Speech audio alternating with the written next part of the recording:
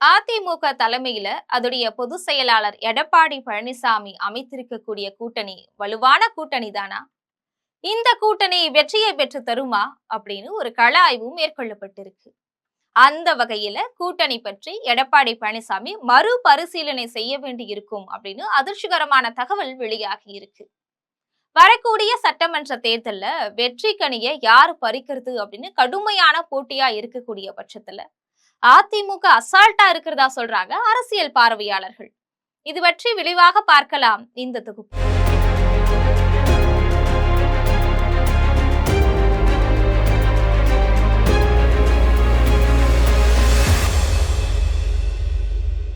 தமிழக அரசியல் வரலாற்றுல 50 ஆண்டுகளுக்கும் மேலா திமுக, அதிமுக இந்த ரெண்டு கட்சிகளுமே மாறி மாறி ஆட்சியை பிடிச்சிட்டு வருது.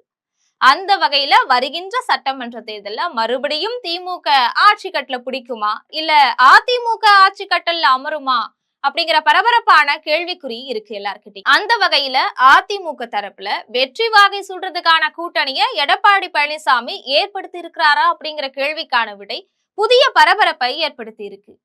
இப்போ அதிமுக தலைமையிலான தேர்தல் கூட்டணியில பாரதிய ஜனதா கட்சி, அன்புமணி தலைமையிலான பாட்டாளி மக்கள் கட்சி, டிடிவி தினகரன் தலைமையிலான அம்மா மக்கள் முன்னேற்ற கழகம், டாக்டர் கிருஷ்ணசாமி தலைமையிலான புதிய தமிழகம் கட்சி, ஏசி சண்முகம் தலைமையிலான புதிய நீதி கட்சி, ஜி.கே. வாசன் தலைமையிலான தமிழ் மாநில காங்கிரஸ், ஜான் பாண்டியன் தலைமையிலான தமிழக மக்கள் முன்னேற்ற கழகம், பாரிவேந்தர் தலைமையிலான இந்திய ஜனநாயக கட்சி, இது எல்லாமே கூட்டணி சேர்ந்திருக்கு.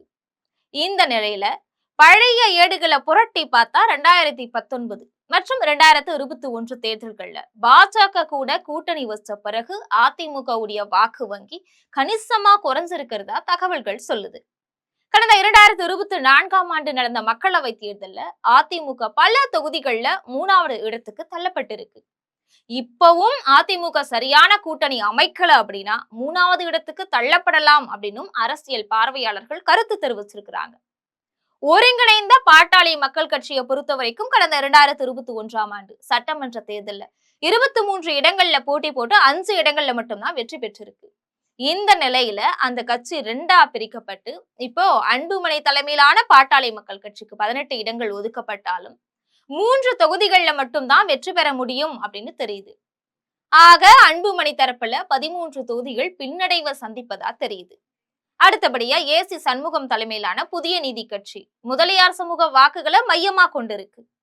கடந்த பல தேர்தல்கள்ல பெரிய கட்சிகளுடைய சின்னத்திலேயே இந்த கட்சி போட்டியிட்டு இருக்கு. இருந்தாலும் புதிய நீதி கட்சிக்கு தனித்துவமான முகம் எதுவுமே கிடையாது. அடுத்தபடியா டிடிவி தினகரன் தலைமையிலான அம்மா மக்கள் முன்னேற்ற கழகம் கடந்த 2019ஆம் ஆண்டு தேர்தல்ல 5% வாக்குகளை தான் பெற்றது. ஆனா அதுக்கு பிறகு 2024 மக்களவை தேர்தல்ல கடுமையான சரிவை சந்திச்சு பாரதிய ஜனதா கட்சி கூட்டணியில 2 இடங்கள்ல போட்டியிட்ட இந்த கட்சிக்கு இப்ப வாக்கு வங்கி ரொம்பவும் குறைவா தான் இருக்கு. ஜான் பாண்டியன் தலைமையிலான தமிழக மக்கள் முன்னேற்ற கழகம் தேவேந்திர குல வேளாளர் சமூகத்தை நம்பி இருக்கு. இதுவரைக்கும் இந்த கட்சியை சார்ந்த எந்த வேட்பாளரும் வெற்றி பெற்றதே கிடையாது அப்படிங்கிறது ஒரு முக்கியமான விஷயம்.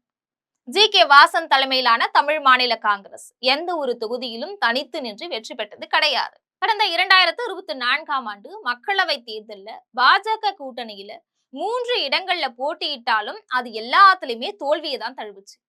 பாரிவேந்தர் தலைமையிலான இந்திய ஜனநாயக கட்சி பெரம்பலூர் மற்றும் அதோடைய சுற்று வட்டார பகுதிகளில் மட்டும் செல்வாக்கு பெற்றிருக்கு. இந்த கட்சியோட வாக்கு வங்கி அப்படிங்கிறது 0.5% அப்படிங்கிறதுக்கும் குறைவாதான் இருக்கு. இதே மாதிரி வருங்காலத்துல பிரேமலதா விஜயகாந்த் தலைமையிலான தேமுதிகவை கூட்டணியில சேர்த்துக்கிட்டாலும் கூட அந்த கட்சிக்கு 0.45% வாக்குகள் தான் இருக்கு. அதாவது ஒரு தொகுதிக்கு 5000 10,000 வாக்குகள் இருக்கு. இதனால அதிமுக பொதுச் செயலாளர் எடப்பாடி பழனிசாமி அமைச்சிருக்கிறது பல கட்சிகளை கொண்ட கூட்டணியா இருந்தாலும் இதோடைய பின்னணியில அது எல்லாமே வாக்கு வங்கியில ரொம்ப பின்தங்கி தான் இருக்கு. இதனால இந்த கூட்டணி கட்சிகள் அதிமுகவுடைய மகத்தான வெற்றிக்கு கை கொடுக்கிறதா தெரியல அப்படின்னு சொல்றாங்க அரசியல் பார்வையாளர்கள். அது மட்டும் இல்லாம சசிகலா புதிய தேர்தல் களம் குதிக்கும் பட்சத்துல அதிமுகவுக்கு அடுத்த கட்ட பின்னடைவு இருக்கிறதாகவும் சொல்றாங்க. டிடிவி தினகரன் தரப்புலான அம்மா மக்கள் முன்னேற்ற கழகத்தினர் அதிமுக கூட கூட்டணி வச்சுக்கிட்டாலும் இப்போ அந்த கட்சியுடைய முக்கிய நிர்வாகிகள் மற்றும் தொண்டர்கள் 2 வேறு அணிகளாக பிரிஞ்சிருக்கிறதால அதுலயும் பலகீனம் ஏற்பட்டு இருக்கிறதா சொல்றாங்க. இதனால அதிமுக கூட்டணியை பொறுத்த வரைக்கும் இன்னமும் பலமான கூட்டணியை ஏற்படுத்த வேண்டும் அப்படிங்கிற கட்டாய சூழ்நிலை இருக்கு. இது பற்றி எடப்பாடி பழனிசாமி என்ன முடிவு எடுக்க போறார் அப்படிங்கிறது தெரியல. இதுக்கிடையில அதிமுக பொதுச் செயலாளர் எடப்பாடி பழனிசாமியை மையமா வச்சு அதிக தொகுதிகளை பெற்று பாரதிய ஜனதா கட்சி குறுக்கு வழியில ஆட்சியை பிடிக்கும் திட்டத்துல இருக்கு. இதனால அந்த சூழ்நிலையையும் எடப்பாடி பழனிசாமி சந்திக்க வேண்டி இருக்கு. மிகப்பெரிய கூட்டணி அப்படின்னு பாஜக அமைஞ்சிட்டாலும் கூட பின்னணியில பல சதி வேலைகள் நடந்துட்டு வருது. இதையும் அதிமுகவுக்கு பலவீனமா பார்க்க வராங்க. அந்த வகையில அதிமுக தரப்புல சில புதுசான முடிவுகளை எடுக்கணும். குறிப்பா அதிக தொகுதிகள்ல அதிமுக நேரடியாவே போட்டியிடும். தொகுதியில செல்வாக்கு பெற்ற பிரமுகர்களை வேட்பாளரா நிறுத்தணும். தேர்தல் அறிக்கையை பிரமாதமா வெளியிடணும் அப்படிங்கிறது மாதிரியான சூழ்நிலைகள் வெற்றியை பெற்று தரலாம் அப்படிங்கிறது முக்கிய செய்தியா பார்க்கப்படுது. இது போன்ற அரசியல் பின்னணி செய்திகளை தெரிந்து கொள்ள ஜெம் தொலைக்காட்சியுடன் தொடர்பில் இருங்கள். நன்றி, வணக்கம்.